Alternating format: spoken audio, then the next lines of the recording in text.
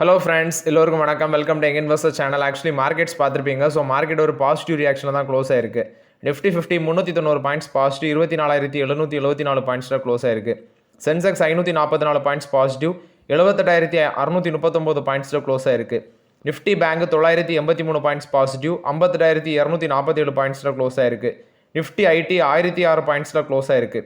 1006 பாயிண்ட்ஸில் க்ளோஸ் ஆயிருக்கு. 31,715 பாயிண்ட்ஸில் க்ளோஸ் ஆயிருக்கு. நிஃப்டி ஆட்டோ 424 பாயிண்ட்ஸ் பாசிட்டிவ், 29,168 பாயிண்ட்ஸில் க்ளோஸ் ஆயிருக்கு. எஃப்ஐஎஸ்டிஎஸ் டேட்டா அப்டேட் ஆகலை, அது வந்து டைம் எடுக்குது. ஸோ நான் நாளைக்கு மத்தியான வீடியோவில், அதாவது இன்றைக்கி கால் தான் வீடியோ வரும். ஸோ இன்றைக்கி மத்தியான வீடியோவில் நான் உங்களுக்கு அப்டேட் பண்ணுறேன் எஃப்ஐஎஸ்டிஎஸ் டேட்டா. ஃபஸ்ட்டு பார்க்கும்போது கேஇ இண்டஸ்ட்ரீஸோட ரிசல்ட்ஸ் வந்திருக்கு. ஸோ இவங்க கேபிள் செக்மெண்ட்டில் இருக்கிற கம்பெனி. இந்த குவார்ட்டரில் நெட் ப்ராஃபிட் 40% இன்க்ரீஸ் ஆயிருக்கு, 196 கோடியாக இருக்குது. ரெவன்யூ ஃப்ரம் ஆப்ரேஷன் 23% இன்க்ரீஸ் ஆயிருக்கு, 3185 கோடியாக இருக்குது. டேக்ஸ் மார்ஜின் 7.56லேருந்து 8.61 இன்க்ரீஸ் ஆயிருக்கு. ஸோ ரெவன்யூ இன்க்ரீஸ் ஆயிருக்கு, ப்ராஃபிட்டும் இன்க்ரீஸ் ஆயிருக்கு. எபிட்டா 53% இன்க்ரீஸ் ஆயிருக்கு, 396 கோடி. மார்ஜின் 10%லேருந்து 12% மார்ஜினும் இம்ப்ரூவ் ஆயிருக்கு. Domestic wires and cable segment 29.31% growth காமிச்சிருக்கு. Export sales of wires and cable 7.29% decline ஆயிருக்கு. ஸோ எக்ஸ்போர்ட் பிஸ்னஸ் பார்க்கும்போது ஸ்ட்ராங் ஆர்டர் இருக்குது அப்படின்னு சொல்லி, அதாவது நெக்ஸ்ட் குவார்ட்டரில் எக்ஸ்போர்ட் ஆர்டர் இம்ப்ரூவ் ஆகும் அப்படின்னு சொல்கிறாங்க. ஓவர்சீஸ் மார்க்கெட்டில் டிமாண்ட் இம்ப்ரூவ் ஆகுது. எக்ஸ்ட்ரா ஹை வால்டேஜ் கேபிள்ஸில் சேல்ஸ் 186 கோடியாக இருக்குது. இது 47% இயர் ஆனர் பேசிஸில் இன்க்ரீஸ் ஆயிருக்கு.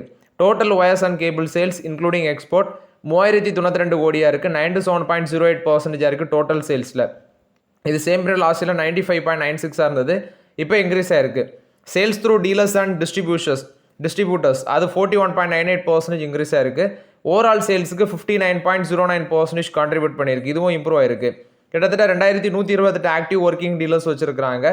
இபிசி சேல்ஸ் எக்ஸ்க்ளூடிங் கேபிள்ஸ் அது 1.36% இருக்குது அவங்களோட டோட்டல் சேல்ஸில். இபிசியில் எக்ஸ்போர்ட் சேல்ஸ் 4 கோடியாக இருக்குது. பட் ஆக்சுவலி இது டவுன் ஆயிருக்கு, ஏன்னா சேம் பீரியட் லாஸ்ட் இயரில் 14 கோடியாக இருந்தது, இப்போ குறைஞ்சிருக்கு. ஸ்டெயின்லெஸ் ஒயர் சேல்ஸ் பார்க்கும்போது 1% இன்க்ரீஸ் ஆயிருக்கு. இதில் எக்ஸ்போர்ட் சேல்ஸ் 28 கோடியாக இருக்குது, ஒரு மார்ஜினல் இம்ப்ரூவ்மெண்ட் இருக்குன்னு சொல்கிறாங்க. இவங்களுக்கு பெண்டிங் ஆர்டரே 4292 கோடி ஒர்த் ஆஃப் பெண்டிங் ஆர்டர் வச்சிருக்காங்க. ஸ்டாண்டலோன் பேசிஸில் ஃபினான்ஷியல் சார்ஜஸ் 17.68 crores இருக்குது. இதுவும் லாஸ்ட் இயரை கம்பேர் பண்ணும்போது இன்க்ரீஸ் ஆயிருக்கு. நெட் சேல்ஸ் பார்க்கும்போது 0.56லேருந்து 0.55% குறைஞ்சிருக்கு. ஓவராலாட்டு மொத்தமாட்டு பார்த்தீங்கன்னா நெட் சேல்ஸ் ஃபினான்ஷியல் 27 Q1ல் 3185 கோடி, எபிட்டா 415 கோடி, அதுவும் இம்ப்ரூவ்மெண்ட் இருக்குது. ப்ராஃபிட் 274 கோடியாக இருக்குது. ஸோ கேஇ இண்டஸ்ட்ரீஸோட ரிசல்ட்ஸ் பார்க்கும்போது நல்லா தான் பண்ணியிருக்கிறாங்க. இருந்தாலும் ஷேர் ப்ரைஸ் இப்போ இருக்க ட்ரெண்டில் ஆப்பர்ச்சுனிட்டி மாதிரி எனக்கு தெரியல. 52 டைம்ஸ் ஏர்னிங்ஸில் இருக்குது. 5708 ரூபா 52 ஹை, இப்போ 5023 ரூபாவில் அது ட்ரேட் ஆகிட்டு இருக்கு. ஸோ கிட்டத்தட்ட பார்க்கும்போது 52 ஹைலேருந்து ஒரு 700 ரூபா பக்கம் கம்மியாக இருக்குது. ஆனால் அதோட வேல்யூவேஷன் 52 டைம்ஸ் பி ரேஷியோ இருக்குது. இது கேஇ இண்டஸ்ட்ரீஸை பொறுத்த வரைக்கும் ரிசல்ட்ஸ் அப்டேட்டு. ஜிண்டால் ஸ்டெயின்லெஸோட Q1 ரிசல்ட்ஸ் ப்ராஃபிட் 8% இன்க்ரீஸ் ஆயிருக்கு. இதுக்கு ரீசன் பார்க்கும்போது ஆட்டோ அண்ட் இன்ஃப்ராஸ்ட்ரக்சர் டிமாண்ட் நல்லா இருந்திருக்கு. ரெவன்யூ ஃப்ரம் ஆப்ரேஷன் 11,279 கோடியாக இருக்குது, 10% இன்க்ரீஸ் ஆயிருக்கு. எபிட்டா 1.5% இன்க்ரீஸ் ஆயிருக்கு, 1329 கோடி. மார்ஜின் 11.8% இருக்குது, பட் 12.8%லேருந்து மார்ஜின் டவுன் ஆயிருக்கு. Finish goods sales volume 7.3% decline ஆயிருக்கு அப்படின்னு சொல்கிறாங்க.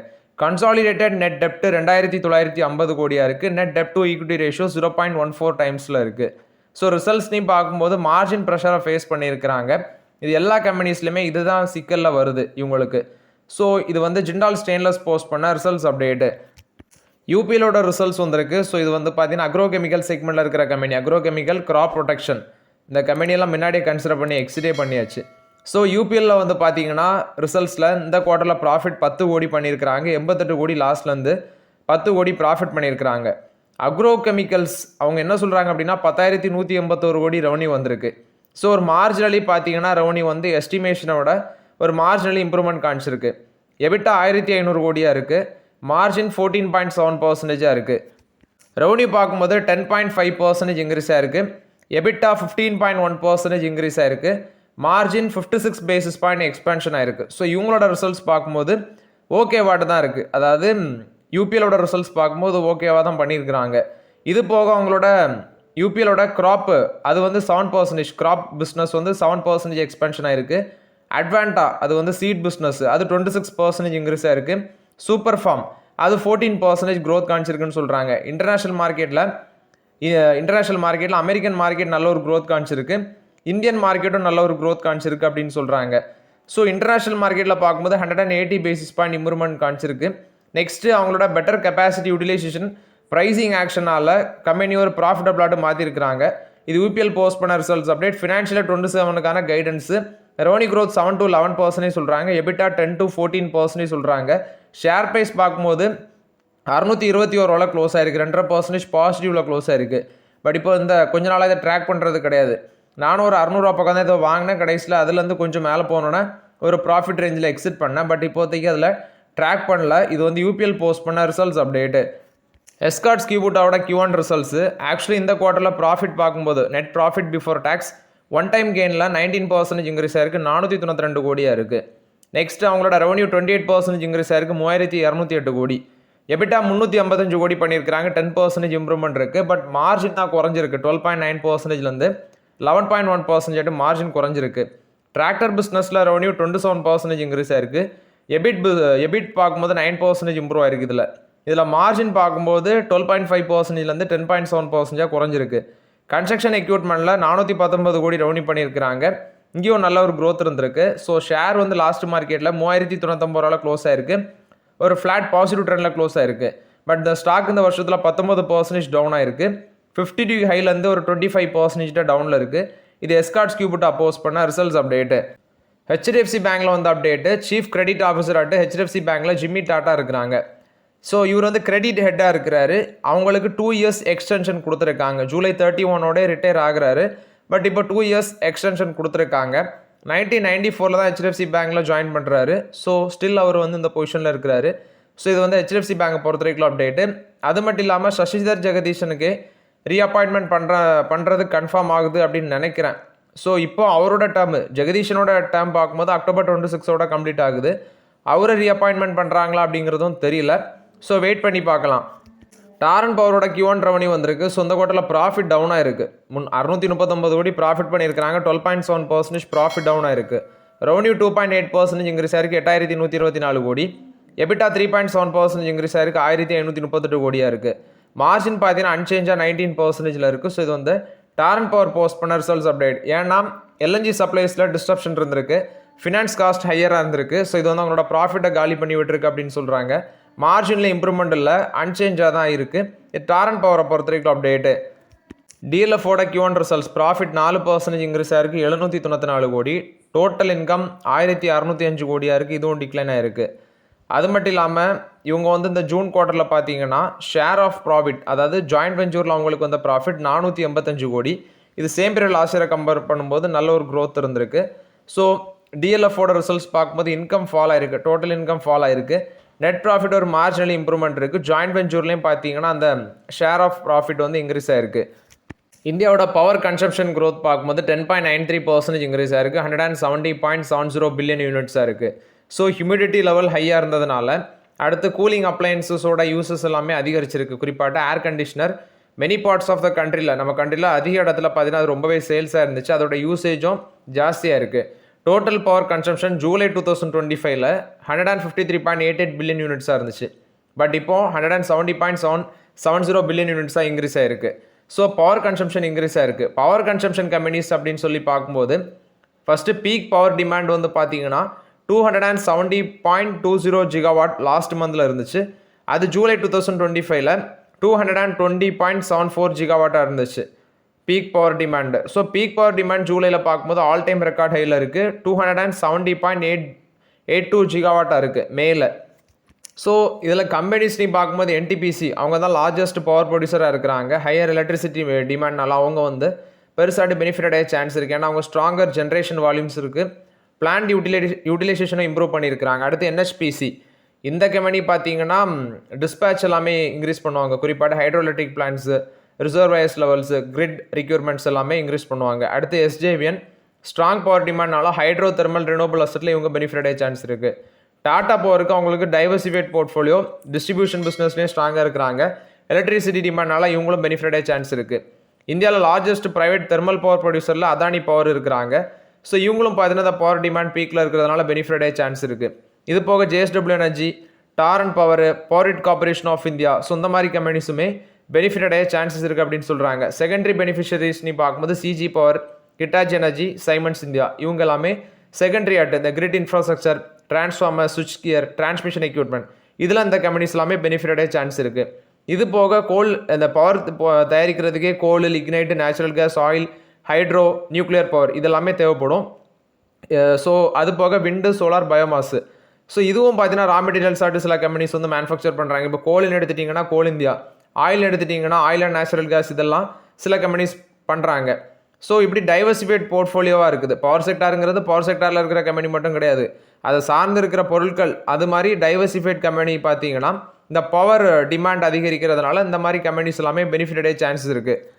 தாமஸ் குக் இந்தியாவோட Q1 ரிசல்ட்ஸ் ப்ராஃபிட் 6% இன்க்ரீஸ் ஆயிருக்கு 55 கோடி, ரெவன்யூ 1.5% இன்க்ரீஸ் ஆயிருக்கு 828 கோடி, எபிட்டா 35% இன்க்ரீஸ் ஆயிருக்கு 41 கோடியாக இருக்குது. மார்ஜின் 3.76%லேருந்து 5.02% மார்ஜின் இம்ப்ரூவ் ஆயிருக்குன்னு சொல்லியிருக்கிறாங்க. ஸோ இது வந்து தாமஸ் குக் இந்தியாவை பொறுத்த வரைக்கும் update. Next Tata consumer products இவங்க வந்து ஃப்ரூசன் ஃபுட்ஸுக்குள்ளே என்ட்ரி கொடுக்கறதுக்கு பிளான் போடுறாங்க. ஃப்ரூசன் ஃபுட் போர்ட்ஃபோலியோ வந்து பார்த்தீங்கன்னா நேஷனல் கேபிட்டல் ரீஜன் அங்கே எல்லாமே லான்ச் பண்ணுறதுக்கு பிளான் போடுறாங்க. அடுத்து மும்பை இந்த மாதிரி ஏரியாவில் லான்ச் பண்ணுறதுக்கு அவங்க தயாராக இருக்கிறாங்க. அடுத்து வந்து இந்த குயிக் காமர்ஸ், இ-காமர்ஸ் இந்த செக்மெண்ட்டில் அதை வந்து கமர்ஷியலைஸ் பண்ணுறதுக்கும் பிளான் போடுறாங்க. ஸோ இது வந்து டாடா கன்சியூமர் ப்ராடக்ட்ஸ் கொடுத்த அப்டேட்டு. நெக்ஸ்ட் 2 to 3 இயர்ஸில் இந்த செக்மெண்ட்டில் 30% அளவுக்கு ஆனுவல் க்ரோத் நடக்கும் அப்படின்னு சொல்கிறாங்க. குறிப்பாட்டு ஃப்ரோசன் ஃபுட்ஸ்னால் ப்ரோட்டீன், ஃபைபர், ப்ரீபயோட்டிக்ஸ், ப்ரோபயோட்டிக்ஸ் அது மாதிரி ப்ராடக்ட்ஸை கொண்டு வராங்க. இப்போ ப்ரோட்டீன்னா முசூலி, மக்கானா, அடுத்து எடாமேமி ஸ்நாக்ஸு. ஸோ இது மாதிரி ப்ராடக்ட்ஸ் எல்லாமே கன்சியூமர் அதிகமாக டிமாண்டாட்டு விரும்புகிற ப்ராடக்ட்ஸை வந்து அவங்க லான்ச் பண்ண இருக்கிறாங்க. இது டாடா கன்சியூமரோட ஒரு பாசிட்டிவ் அப்டேட்டாக இருக்குது. ஏத்தர் எனர்ஜியோட ரிசல்ட்ஸ் இந்த குவார்ட்டரில் லாஸ் 51 கோடியாக குறைச்சிருக்கிறாங்க. ரெவன்யூ கிட்டத்தட்ட டபுளாக இருக்குது, 1216 கோடியாக இருக்குது. 88.8% ரெவன்யூ இம்ப்ரூவ் ஆயிருக்கு. டோட்டல் இன்கமும் நல்லாவே இன்க்ரீஸ் ஆயிருக்கு, 1259 கோடியாக இருக்குது. ஸோ லாஸை குறைச்சிருக்கிறாங்க. ஏத்தர் எனர்ஜியில் லாஸ் குறைஞ்சிருக்கு. காஸ்ட் ஆஃப் மெட்டீரியல்ஸு 957 கோடிக்கு ஸ்பெண்ட் பண்ணியிருக்கிறாங்க. 502 கோடியிலேருந்து இந்த ரேஞ்சுக்கு இன்க்ரீஸ் ஆயிருக்கு. இபி பெனிட்ரேஷனும் 10% இன்க்ரீஸ் ஆயிருக்கு. கஸ்டமர் என்கொயரிஸ் 95% இன்க்ரீஸ் ஆயிருக்கு, 7,07,000 இருக்குது. 158% ப்ரீ ஆர்டர்ஸ் இன்க்ரீஸ் ஆயிருக்குன்னு சொல்கிறாங்க. இண்டஸ்ட்ரி ரெஜிஸ்ட்ரேஷன் 68% இன்க்ரீஸ் ஆயிருக்கு. ஸோ இது வந்து ஏத்தர் எனர்ஜி போஸ்ட் பண்ண ரிசல்ட்ஸ் அப்டேட்டு. ரிலையன்ஸ் ஜியோ பார்க்கும்போது சில one home plans, TV, WiFi, OTT அதை வந்து லான்ச் பண்ணுறாங்க 400 ஸ்டார்டிங் ப்ரைஸில். ஸோ இப்போது டிவிக்கு மட்டும்னா மந்த்லி ப்ரைஸ் 400, அடுத்து ஒய்ஃபைக்குன்னா 300 Mbps ஸ்பீடில் 30 Mbps ஸ்பீடில் 450, ஒய்ஃபை ஒன்லினா 100 Mbpsல 600, WiFi plus TV plus OTT 555 30 Mbps, WiFi plus TV plus OTT 707 rupees 100 Mbps. இது மாதிரி சில பிளான்ஸை வந்து ரிலையன்ஸ் ஜியோ வந்து அனௌன்ஸ்மெண்ட் பண்ணியிருக்கிறாங்க. அடுத்து சைனாவோட இவி குளோபல் சேல்ஸ் ஜூலை 2026 பயங்கரமாக நடந்திருக்கு. இதில் சைனாவோட EV global sales by groups first BYD அவங்க தான் top, 4,11,072 units. SAIC motors 1,76,673 units. Geely auto 1,60,165 units. Chery NEV 1,19,441 units. Leap motor 1,01,267 units. Changan 96,500 units. SGMW 72,695 units. Haima 40,046 units. Xpeng 30,027 units. Nio 35,934 units விற்றுருக்காங்க. So இது வந்து சைனாவோட global sales வந்து ஜூலை 2026 நல்லா நடந்திருக்கு. இதில் பெருசாக சேல்ஸ் பண்ணதுன்னா BYD தான் அதிகப்படியாட்டு சேல்ஸ் பண்ணியிருக்கிறாங்க. இதில் செரி NEVங்கிறது அது டாட்டாவோட ஜாயின்ட் வெஞ்சரும் வச்சுருக்கிறாங்க சைனாவில். ஸோ இது வந்து சைனாவோட EV குளோபல் சேல்ஸை பொறுத்த வரைக்கும் அப்டேட்டு. டெக்ஸ்மேக்கோ ரயிலோட Q1 ரிசல்ட்ஸ் ப்ராஃபிட் 67% இன்க்ரீஸ் ஆயிருக்கு 50 கோடி, ரெவன்யூ 17% டிக்ளைன் ஆயிருக்கு 757 கோடி, மார்ஜின் 8% இருக்குது, அன்சேஞ்சாக இருக்குன்னு சொல்கிறாங்க. எபிட்டா 19.6% டவுன் ஆயிருக்கு. ஸோ ரிசல்ட்ஸ் வீக்காக தான் போஸ்ட் பண்ணியிருக்காங்க. இது Texmaco rail and engineering post பண்ண results update. So okay friends, actually இந்த வீடியோவில் சில இம்பார்ட்டன்ட் அப்டேட்ஸ் எல்லாமே டிஸ்கஸ் பண்ணோம். இந்த வீடியோ உங்களுக்கு பயனுள்ளதாக இருந்துச்சுன்னா லைக் பண்ணுங்கள், சப்ஸ்கிரைப் பண்ணுங்கள், கமெண்ட் பண்ணுங்கள். Okay friends, thank you.